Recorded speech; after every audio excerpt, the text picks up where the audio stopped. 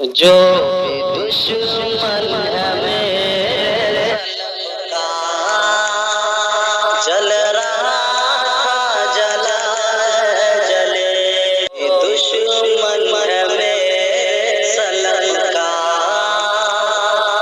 جل رہا تھا جلا جلے گا،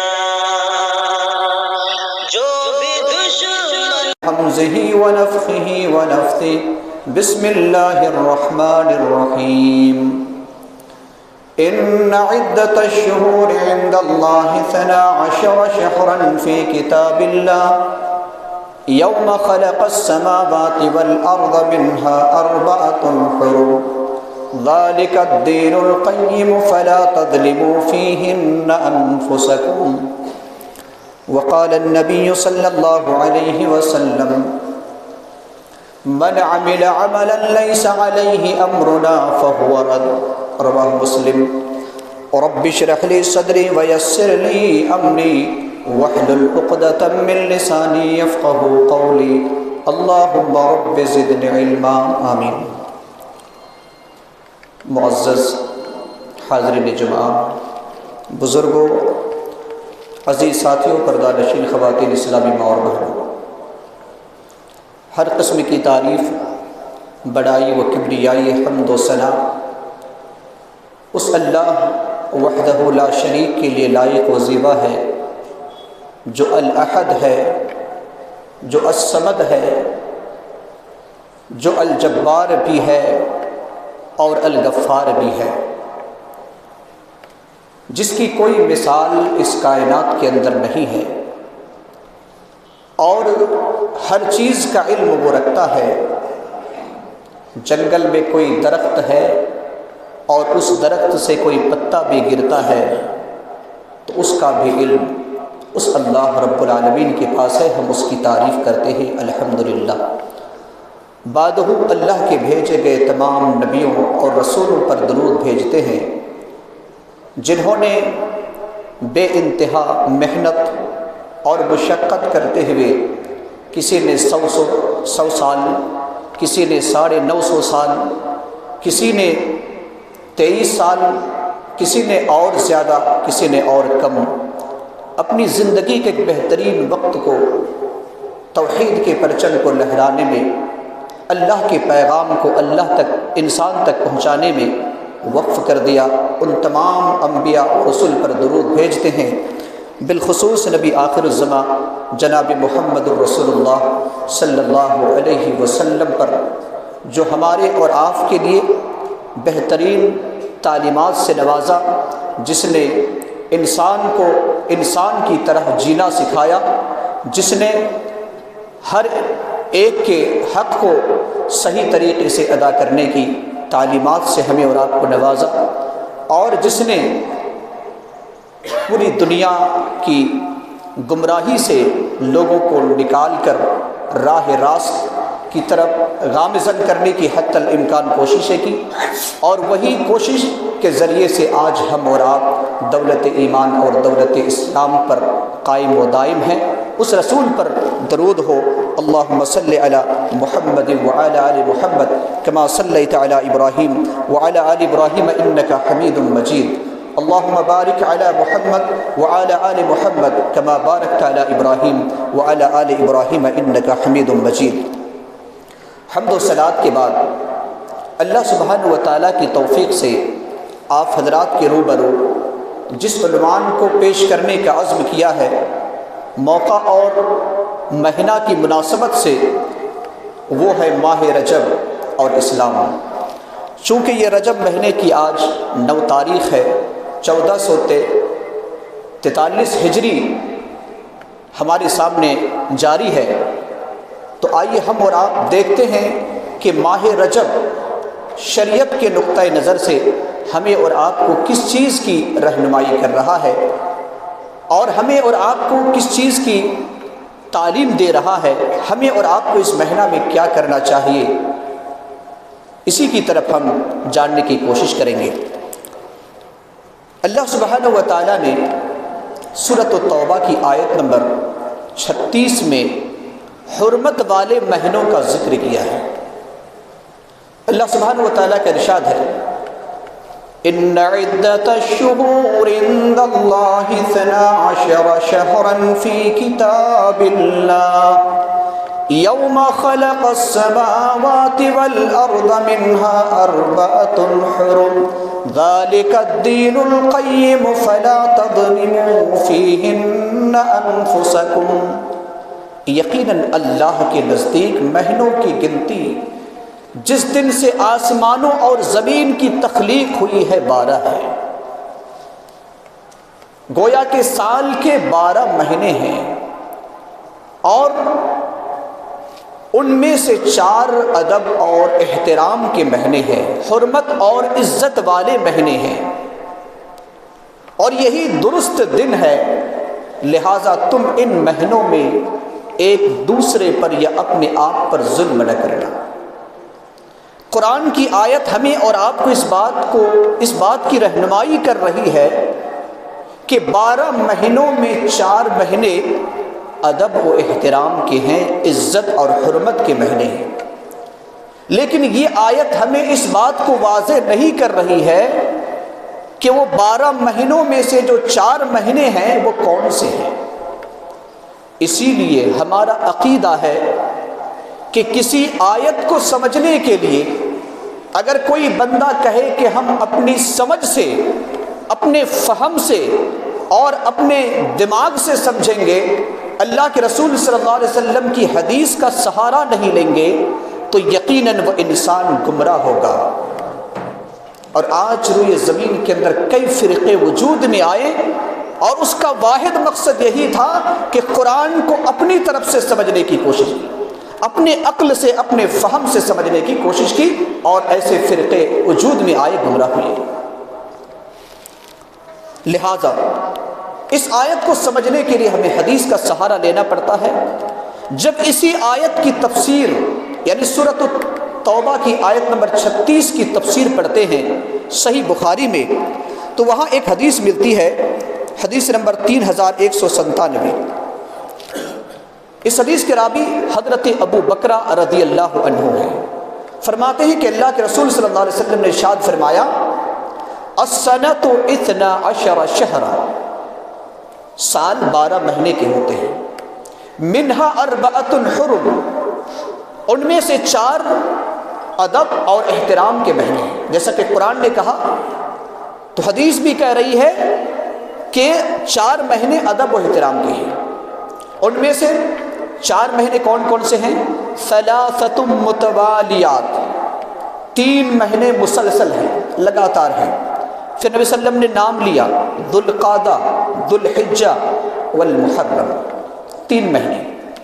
اور چوتھا مہینہ آپ صلی اللہ علیہ وسلم نے فرمایا ورجب مضر الذی جمادی و شعبان، چوتھا مہینہ رجب مضر کا ہے جو شعبان اور جمادی کے درمیان ہے۔ گزرا ہوا مہینہ جماد الاخری کا مہینہ تھا اور اس کے بعد والا جو مہینہ ہے وہ شعبان کا ہے، لہٰذا ان دونوں کے درمیان جو مہینہ ہے وہ مہینہ رجب مضر ہے۔ رجب مضر کیوں کہا گیا؟ مکہ کی سرزمین پر ایک قبیلہ رہا کرتا تھا جس قبیلے کا نام تھا مضر۔ یوں تو عرب کے لوگ ان مہینوں کے بڑے ہی احترام کرتے تھے، ادب کیا کرتے تھے، لیکن خاص طور سے قبیلہ مضر اس مہینے میں بڑا ہی احترام کرتے تھے، اس مہینے کی بڑی عزت کرتے تھے۔ اسی لیے نبی صلی اللہ علیہ وسلم نے اس قبیلے کی طرف، مضر کی طرف اس مہینہ کو منسوب کر دیا کہ چوتھا مہینہ رجب مضر ہے جو جمادی اور شعبان کے درمیان ہے۔ اس سے ہمیں اور آپ کو کیا پتہ چلا کہ وہ 4 مہینے کون کون سے ہیں؟ ذوالقعدہ، ذوالحجہ، محرم اور یہ رجب۔ تو یہ رجب مہینے کی آج 9 تاریخ ہے، تو یہ مہینہ بھی ادب و احترام کے مہینوں میں سے ہے، پہلی چیز۔ دوسری چیز، اللہ رب العالمین نے اس آیت مبارکہ کے اندر یہ فرمایا کہ فَلَا تَظْلِمُوا فِيهِنَّ أَنفُسَكُمْ، تم ان مہینوں میں اپنے آپ پر ظلم مت کیا کرو۔ شریعت ہمیں جو اور آپ کو بتا رہی ہے وہ یہ ہے کہ یہ ادب و احترام کے مہینے ہیں اور ان مہینوں میں ظلم اور کسی پر زیادتی نہیں کی جائے گی۔ اس کا مطلب یہ نہیں ہے کہ ظلم و زیادتی دوسرے مہینے میں جائز ہے، ہرگز نہیں، لیکن ان مہینوں میں اور بھی زیادہ اس گناہ کا اثر ہو جاتا ہے یا وہ بڑا اور گناہ میں تبدیل ہو جاتا ہے۔ چند لوگوں نے نبی صلی اللہ علیہ وسلم سے دریافت کیا حرمت والے مہینوں کے بارے میں۔ سورۃ البقرہ کی آیت نمبر 217 میں آیت موجود ہے، اللہ رب العالمین کا ارشاد ہے یسألونک عن الشہر الحرام قل قتال فیہ کبیر۔ یسألونک عن الشہر الحرام، لوگ شہر حرام یعنی حرمت والے مہینوں کے بارے میں سوال کرتے ہیں کہ قتال فیہ یعنی اس میں قتال کرنا کیسا ہے؟ تو اے نبی آپ کہہ دیجئے کہ اس میں قتال کرنا، جنگ و جدال کرنا، لڑائی اور جھگڑا کرنا بڑا ظلم ہے، بہت بڑا گناہ ہے۔ تو گویا کہ ہمیں اور آپ کو اس مہینے میں جو مجموعی طور پر تعلیم ملتی ہے وہ یہ کہ ادب و احترام کا مہینہ ہے، اور دوسری چیز کہ اس میں ہم اور آپ ایک دوسرے پر ظلم نہیں کر سکتے۔ بس یہی دو تعلیم قرآن اور حدیث سے ہمیں اور آپ کو ملتی ہے۔ زمانہ جاہلیت میں اس مہینے میں اور کچھ کام کیا کرتے تھے۔ صحیح بخاری کی روایت ہے، حضرت ابو ہریرہ رضی اللہ تعالی عنہ فرماتے ہیں، صحیح بخاری حدیث نمبر 5473 میں اللہ کے رسول صلی اللہ علیہ وسلم نے فرمایا لا فرع ولا عتیرہ، اسلام میں فرع جائز نہیں ہے اور نہ ہی اسلام میں عتیرہ جائز ہے۔ فرع اور عتیرہ یہ دونوں اسلام میں جائز نہیں ہے۔ اللہ کے رسول صلی اللہ علیہ وسلم نے فرمایا فرع کس کو کہتے ہیں؟ زمانہ جاہلیت میں اونٹنی جب پہلی بار بچہ دیتی تھی تو اس بچے کو کسی بت کے نام پر ذبح کیا کرتے تھے۔ اس رسم کا نام کیا ہے؟ رسم فرع، یعنی پہلا بچہ جنم ہوتے ہی اس کو اپنی مورتی دیوی دیوتا کے نام پر ذبح کرتے تھے، اس رسم کا نام تھا فرع۔ لہٰذا اللہ کے رسول صلی اللہ علیہ وسلم نے فرمایا کہ اس طرح اسلام میں درست نہیں ہے کہ انسان اپنے اونٹ کی یا کسی بھی وقت کسی بت کے نام پر ذبح کرے۔ اور دوسرا نبی صلی اللہ علیہ وسلم نے فرمایا ولا عتیرہ، اسلام میں عتیرہ بھی جائز نہیں ہے۔ پھر نبی صلی اللہ علیہ وسلم نے فرمایا عتیرہ کیا ہے؟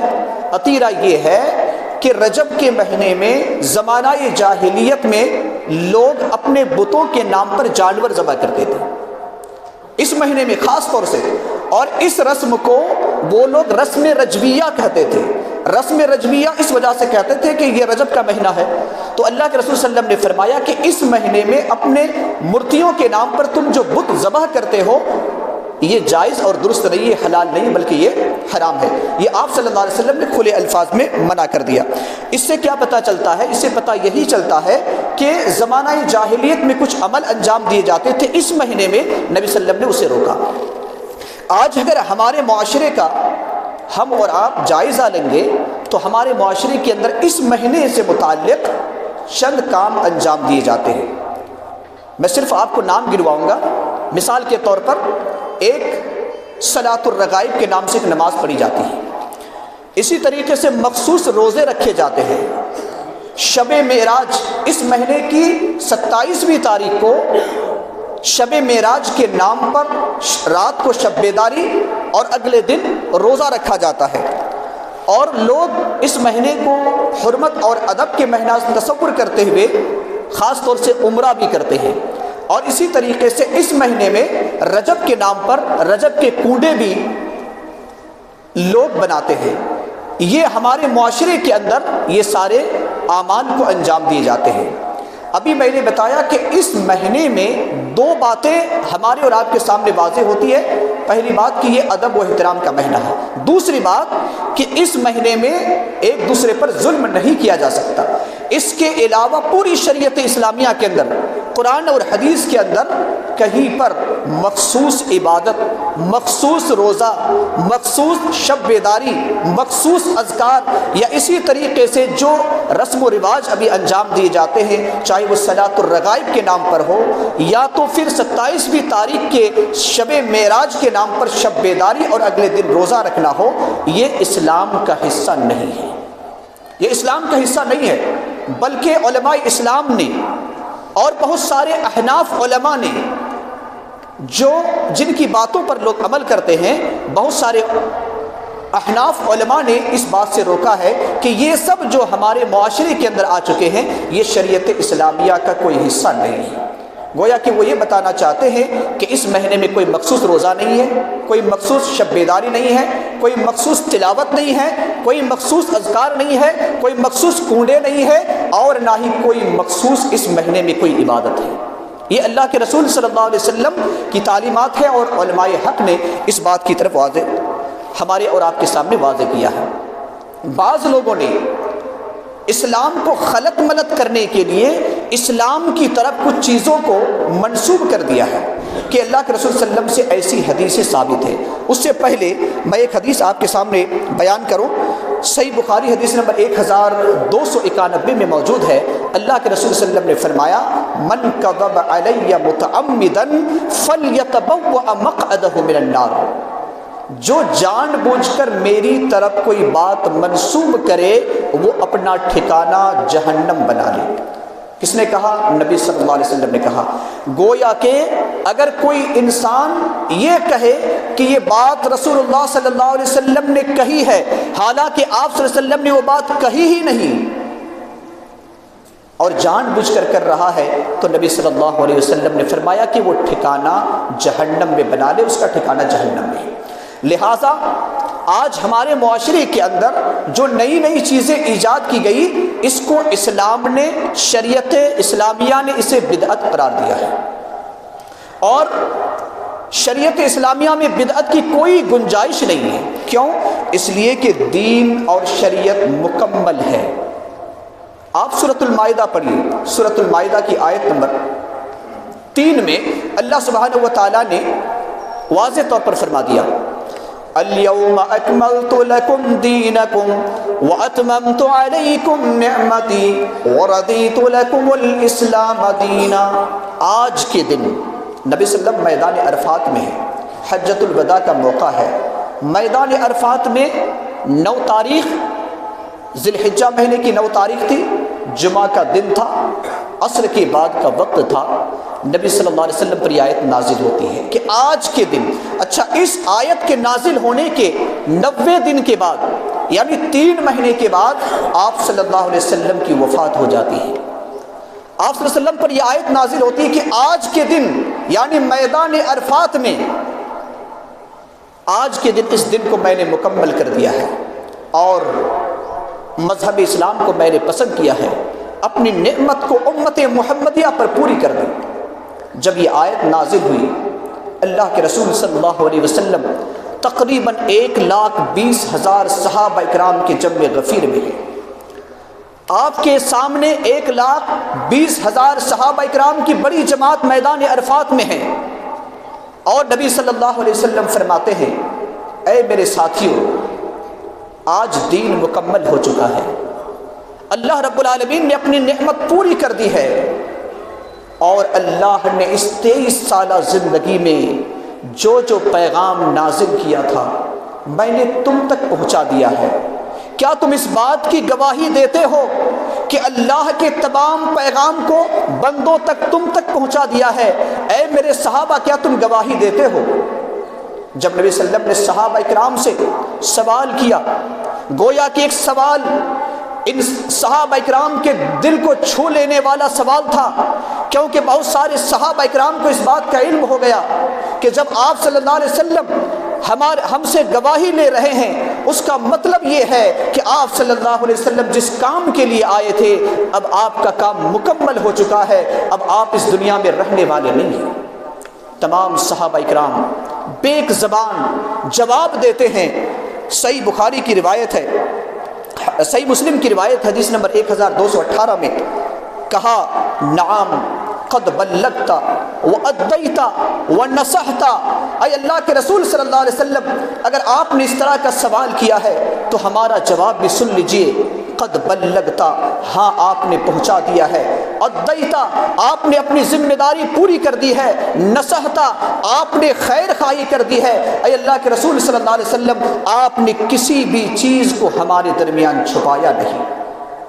جب صحابہ اکرام کی طرف سے یہ جواب آیا، اللہ کے رسول صلی اللہ علیہ وسلم اپنی شہادت کی انگلی کو آسمان کی طرف اٹھاتے ہیں۔ صحیح بخاری کی روایت ہے، اپنی انگلی کو آسمان کی طرف اٹھاتے ہیں اور کہتے ہیں اللہم اشہد اللہم اشہد اللہم اشہد، اے اللہ میں نے تیرے پیغام کو تیرے بندوں تک پہنچا دیا ہے، زمین والوں نے گواہی دے دی ہے، 1,20,000 صحابہ اکرام نے اے اللہ گواہی دے دی ہے کہ تیرے پیغام کو پہنچانے میں نے کوئی کوتاہی نہیں کی، اے اللہ زمین والوں نے گواہی دی ہے، اب تو آسمان والا ہے، تو عرش والا ہے، اے اللہ تو اب گواہی دے دینا، تو گواہ رہنا کہ میں نے تیرے پیغام کو تیرے بندے تک پہنچا دیا ہے۔ یہ ہمیں اور آپ کو کیا بتا رہا ہے؟ یہ حدیث ہمیں اور آپ کو تعلیم دے رہی ہے کہ دین اسلام مکمل ہو چکا ہے، اس اسلام میں مزید کسی کمی اور بیشی کی گنجائش ہرگز نہیں ہے۔ اللہ کے رسول صلی اللہ علیہ وسلم نے ہمیں اور آپ کو بتایا ہے، اس کے باوجود اگر کوئی بندہ اس طرح کا عمل کرتا ہے تو اللہ کے رسول صلی اللہ علیہ وسلم فرماتے ہیں من عمل عملا لیس علیہ امرنا فہو رد۔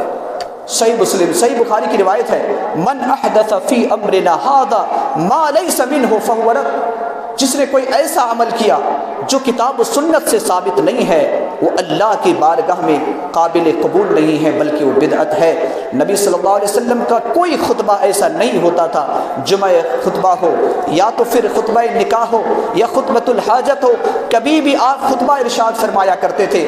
آپ صلی اللہ علیہ وسلم اللہ کی تعریف کی بات کہتے تھے اما بعد فإن خیر الحدیث کتاب اللہ وخیر الہدی ہدی محمد صلی اللہ علیہ وسلم وشر الامور محدثاتها وکل بدعت ضلالہ۔ آپ صلی اللہ علیہ وسلم بدعت سے ہر خطبہ میں صحابہ اکرام کو امت محمدیہ کو ڈراتے رہے آپ صلی اللہ علیہ وسلم۔ لہٰذا ہماری اور آپ کی ذمہ داری ہے کہ اس مہینے میں کوئی خاص عبادت، کوئی خاص روزہ یا کوئی خاص اذکار یا کوئی خاص نماز ہم اور آپ انجام نہ دیں۔ یہ ادب و احترام کا مہینہ ہے، اور اس کے علاوہ اس مہینے میں انسان کو چاہیے کہ بڑے گناہوں سے ارتکاب کرنے سے بچے، کیونکہ اس مہینے میں جو انسان گناہ کو انجام دیتا ہے اس میں اضافہ ہو جاتا ہے۔ اللہ رب العالمین نے ہمیں اور آپ کو اس کی تعلیم دی ہے، لہٰذا ہماری اور آپ کی ذمہ داری ہے کہ ہم اور آپ بدعتوں سے بچتے رہیں۔ اور آج معاشرے کے اندر جب بدعت نے اپنی جگہ لے لی، آج یہی وجہ ہے کہ آج ہمارا معاشرہ ایمانی اعتبار سے کھوکھلا بن چکا ہے۔ ہمارے معاشرے کے اندر دیکھیے، آج میں نے گزشتہ جمعہ خطبہ میں اس بات کو واضح طور پر کہا تھا کہ آج ہندوستان کی فضا کو کس طریقے سے ناپاک کرنے کی کوشش کی جا رہی ہے، اور آپ نے گزشتہ جمعہ خطبہ میں تفصیلی گفتگو آپ نے سماعت فرمائی تھی۔ اور اس کے بعد ہی پھر دیکھیے کرناٹک کی سرزمین پر کیا ہوا کہ یہ سنگھی گیدڑوں نے ایک معصوم بچی کو انہوں نے نشانہ بنانے کی کوشش کی۔ تو کہنے کا مطلب یہ ہے کہ ہم اپنے ایمان کے اندر پختگی کریں، صحیح اسلام کی تصویر کو ہم اپنے اندر لائیں اور صحیح اسلام کو عوام تک پہنچائیں۔ صحیح اسلام کی تصویر کیا ہے وہ ہم اور آپ جاننے کی کوشش کریں، کیونکہ اسلام کے اندر بہت سارے ایسے لباس آ چکے ہیں، لبادہ آ چکا ہے کہ اسلام کا جو اصلی چہرہ تھا وہ آہستہ آہستہ ختم ہونے لگا ہے۔ ایمان اندرونی طور پر جو ایمان کی طاقت تھی وہ ہم سے کمزور، ایمان جو ہے ہم سے رخصت ہونے لگا ہے۔ اللہ کے رسول صلی اللہ علیہ وسلم نے یہی فرمایا تھا آج سے 1400 سال پہلے کہ ایک ایسا بھی وقت آئے گا کہ تمہیں اسی طریقے سے لوگ نشانہ ستم بنائیں گے جس طریقے سے دسترخوان پر کھانا رکھنے کے بعد لوگ ٹوٹ پڑتے ہیں۔ صحابہ اکرام نے کہا اے اللہ کے رسول صلی اللہ علیہ وسلم کیا اس وقت ہماری تعداد کم ہوگی؟ نبی صلی اللہ علیہ وسلم نے فرمایا نہیں، تمہاری تعداد آج سے بہت زیادہ ہوگی، لیکن ایمان سمندروں میں جھاگ کی جو حیثیت ہے تمہارے ایمان کی بھی وہی حیثیت ہوگی۔ لہٰذا ہم اور آپ بدعت سے اپنے آپ کو بچائے رکھیں۔ اور آخری بات کہہ کر اپنی بات کو ختم کرتا ہوں، صحیح بخاری کی روایت ہے میدان محشر ہوگا، نبی صلی اللہ علیہ وسلم کو کئی چیزیں عطا کی جائیں گی، مقام محمود آپ کے حوالے کیا جائے گا، اور انہی میں سے حوض کوثر بھی آپ کو دیا جائے گا۔ حوض کوثر جو ایک حوض ہے جس کے پانی کے بارے میں حدیث پاک کے اندر آتا ہے کہ اس کا پانی شہد سے زیادہ میٹھا ہوگا، اور اس کی سفیدی دودھ سے زیادہ سفیدی ہوگی، اور اس کے جو آب خور ہوں گے، گلاس اور کٹورے ہوں گے، وہ آسمان کے ستارے جیسے ہوں گے۔ اللہ کے رسول صلی اللہ علیہ وسلم نے فرمایا کہ میں اپنے ہاتھ سے اپنی امتی کو حوض کوثر پلا رہا ہوں گا، اور جو ایک مرتبہ حوض کوثر کو پی لے گا، پھر جب تک وہ جنت میں داخل نہیں ہوگا اسے نہ پیاس لگے گی نہ بھوک لگے گی، پیاس و بھوک احساس نہیں کرے گا۔ اللہ کے رسول صلی اللہ علیہ وسلم فرماتے ہیں کہ میں اپنی امتی کو اس کے اعضائے وضو سے دیکھ کر پہچان لوں گا، اس کا پیر چمک رہا ہوگا، اس کا ہاتھ چمک رہا ہوگا، اس کا چہرہ چمک رہا ہوگا، میں کہوں گا آؤ آؤ اے تم میری امتی ہو، تم ادھر آ کر کے میرے ہاتھ سے حوض کوثر پیو۔